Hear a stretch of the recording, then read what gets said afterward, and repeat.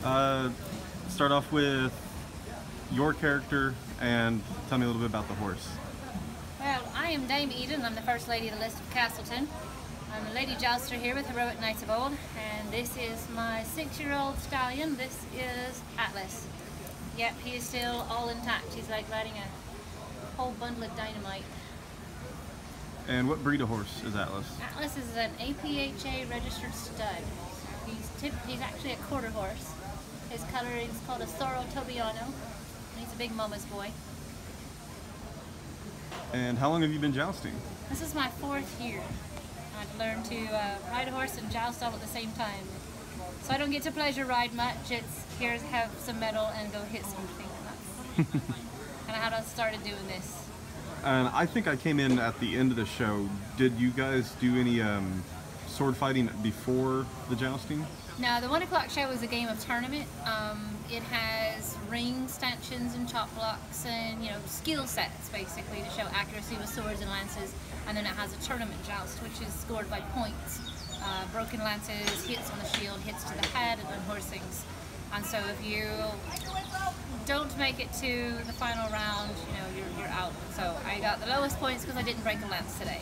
So Sir Richard and Sir Thomas will fight the 5 o'clock fight, which apparently will be a joust to the death because someone hurt someone's feelings. Typically happens. Oh, so that wasn't completely staged? Nah, it's like a soap opera every day. Okay. We just rewrite how it happens. Right, I know there's like some sort of like basis for a script, but you just kind of ad-lib it, I would imagine. Yeah, it's a formula you follow. So, to get from point A to point B to explosion, and then 5 o'clock joust to the death. Awesome. Let's see. So, is it common or uncommon for a rider to get knocked off their horse? In what we do, it's uncommon. There are different stages of jousting, and what we do is called American theatrical jousting. So, yes, we are hitting. I can show you the shields and stuff, and how dished in they are. Yes, we're hitting. Yes, we're hitting hard. I'm padded up all under here and still bruised up through the pads. Yeah, I saw you took quite a hit at the last show. You take really good hits. But and the Black Knight, the Black and Red Knight, which one is he? Sir Thomas. When he walked by me after his helmet was off, he was bleeding from the head. It happens. So, it happens. You get hit in the hand. Last weekend I got nailed through here, and this was all swollen. These fingers were swollen because as you're coming up, 2 things can happen that could go wrong. You can hang up a lance, and that happened yesterday, and it swung around and it hit me in my own head because as that lance is stuck in their shield and they're going that way, you don't let go of the lance, it hits you. And even if you let it go, it's going to still hit you because it's traveling that direction now. So I got hit in the head with my own lance yesterday. Thomas took a hit to the head.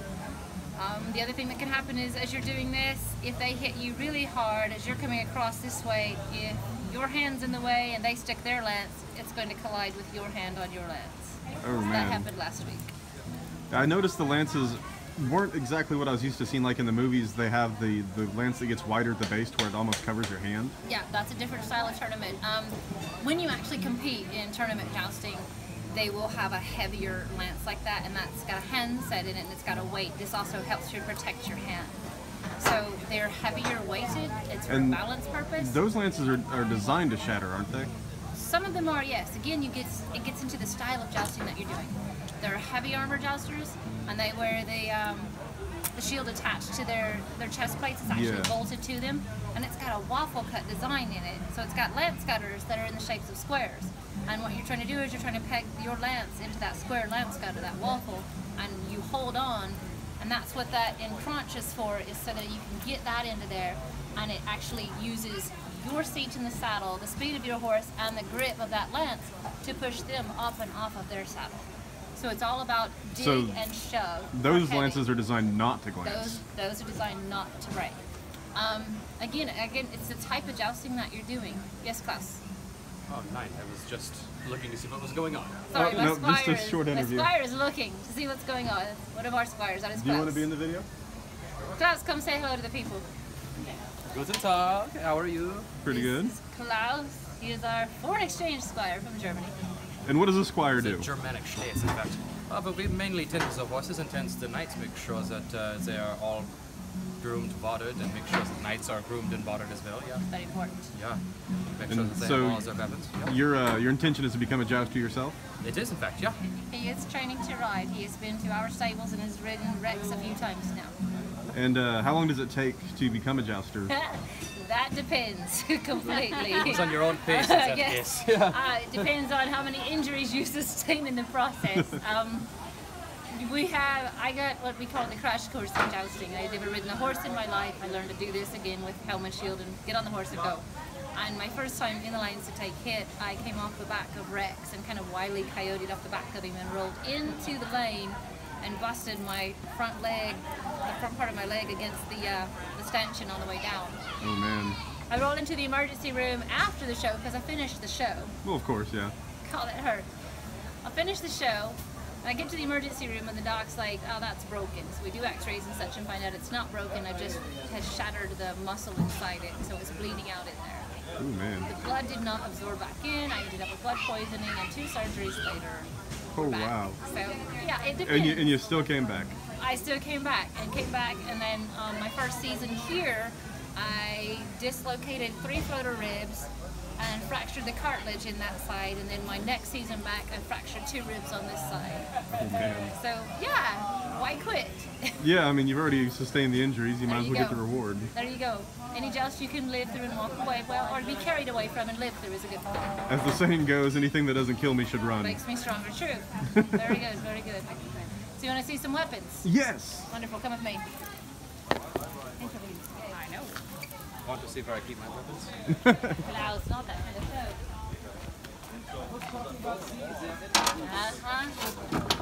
Alright, so this is my shield, and you see it's all beat to heck. Now, typically these shields have a nice round dome when the season starts, but you can take a look at it. And Not see that quite. It's kind of dished out. Too many hits in the center has flattened it. Too many hits. Yeah, even this is a solid piece of metal here. This is solid steel, and it should be rounded too, but yeah, it's not. So that's my jousting shield. So the lances are, I've got 2 different types of lances. This is a solid pine. They're 10-foot poles, about 1.25 inches in diameter, and they're tipped with a piece of metal, so that when we hit metal on metal, it makes a nice loud sound.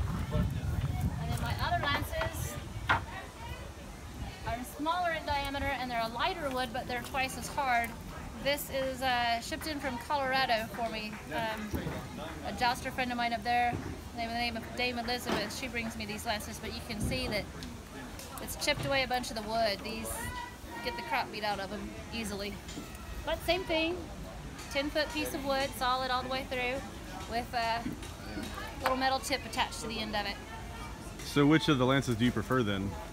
I like them both. When I first started out, I chose these because I wasn't strong enough to hold the other lances.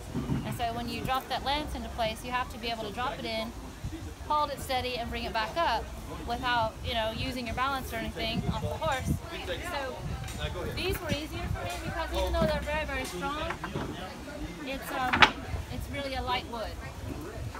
The pine ones are a whole lot heavier. So I like them all. I can even pull up a Richard's lances, which are a larger diameter now, and I can joust with those. So Some of them are even larger diameter than that, because he can't make his mine, which he likes. he has a wide And then he has variety, a really thin one right here. which used to be mine. See the burgundy paint? So he stole it. Yeah, we do it a lot. He stole it first for a black and blue one, and then he changed it to the blue and white. So if you get in first or second place, then you participate in the sword fight at the end? 5 o'clock. Yes. So the first show is all 3 jousters competing, and then the 5 o'clock is the challenge. The 2 knights that got angry at each other, they challenge each other, joust to the death. It's kind of like a soap opera thing that we do.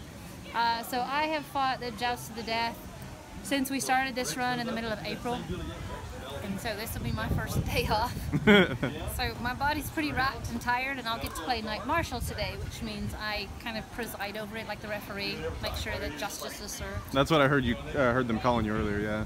So yes, I'll do that at 5. Do you guys all use the same length and style of sword, or do you have your own? Question. Come this way. Alright, so this one is Sir Richard's sword. All of our swords are Starfire swords.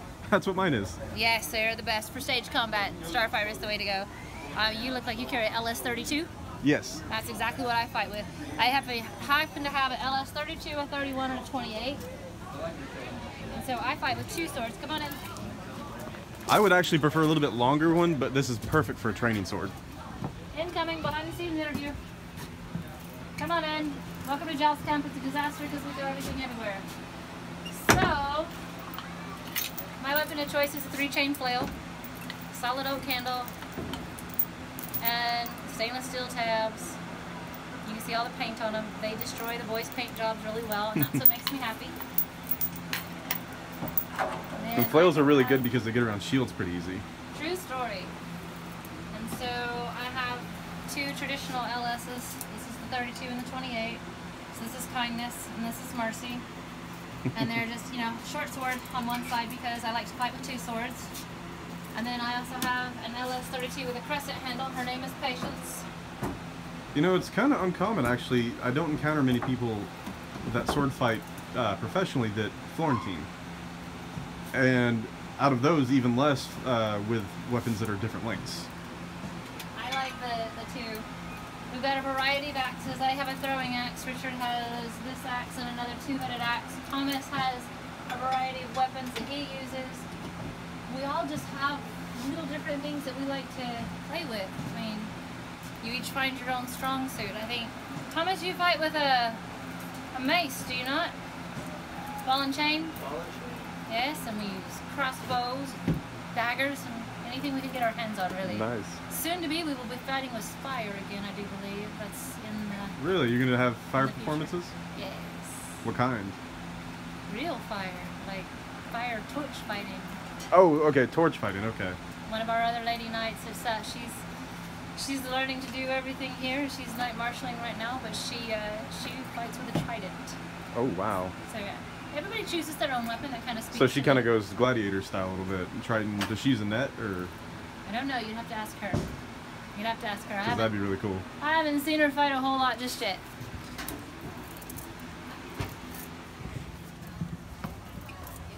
This is quite the setup. So helms are all different. Everybody chooses their own style of helm. I had mine bolted closed, so it was originally a raised visor, but we snapped it shut because I don't want it coming open. So that's my helm. Thomas's helm is very different from all of ours.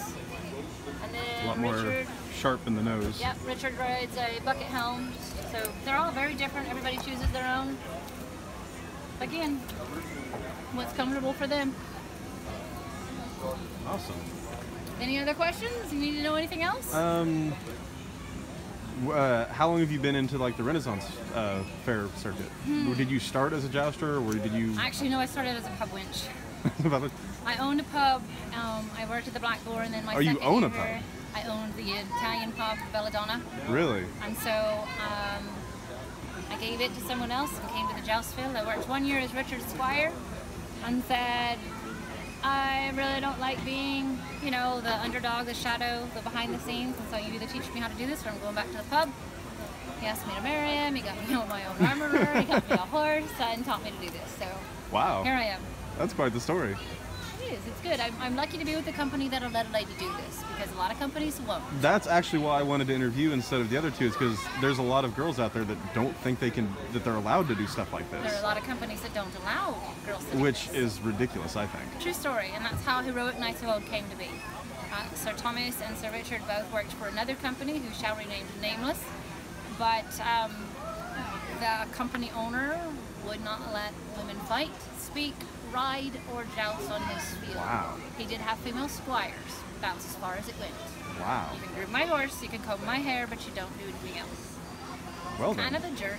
So, Kind of hard to believe that sort of behavior still exists. everywhere. I know, There's a lot right? of it. So Sir Thomas and Sir Richard wanted to train me and give me the chance to do this. I wanted to do this. That guy wouldn't let him. So Sir Thomas said, I can do this. And he split off and started Heroic Knights of Old. Very Contacted Sir Richard, said, trainer, did, and here we are. So you guys go to Renaissance festivals all around the country, or are you pretty local? Well, for me personally, it's kind of hard to do unless it's during the summer when I'm out of school, because I'm a school teacher and full-time. Okay, that's what another question I was going to ask is if this was your full-time job or... Oh, you can't make a living doing this. It's just a really expensive hobby. Yeah, you can break even if you're lucky. True story. But no, I am a school teacher. I teach Montessori through 8th grade art, and I'm a paraprofessional at a Catholic school in Oklahoma City. Wow. So That's I have crazy. one Catholic school in Guthrie and one in Oklahoma City. I take care of two, St. Mary's and Rosary. And so aside from that, I'm a full-time mom, wife to Sir Richard, and this is what we do in our off time. So Thomas actually lives in Pennsylvania, and he'll travel back and forth to do this show and the show in Arkansas with us. And then Richard and Thomas go up towards Michigan and do a fair up there. So we're a habless, we'll travel group. So Richard and I do usually a week or so South Texas. And then we do a week in Victoria, Texas, and we do some jousting in San Antonio and things like that. We do church shows and school shows. Now, I think I remember what it means, but I don't want to embarrass myself. So Memento mori. Memento mori. Remember you will die. That's what I thought. I remember death or something like that. Remember you will die. It's all in the verbiage and it's the mori part that'll get you. So he's the traditional Black Knight, the one that's supposed to get booed, right? So Thomas plays a really good bad guy. He does. He plays back and forth. We all play the good guys and the bad guys, but he is like, I think he's the only one of us that doesn't change his colors or his sigils. My sigil stays the same, but I don't change either. That's Leona. Oh, I see. It's got a front and back. So yes, if I'm fighting the dark side or if I'm fighting the good side. So actually today it should be this way because I'm neutral. So yes, I fly the Heretics Cross or the Free Cross of Lorraine. It's the Joan of Arc sigil, so it's my sigil now. Well, that's very cool. Thank you very much for talking with me. My pleasure. Thank you.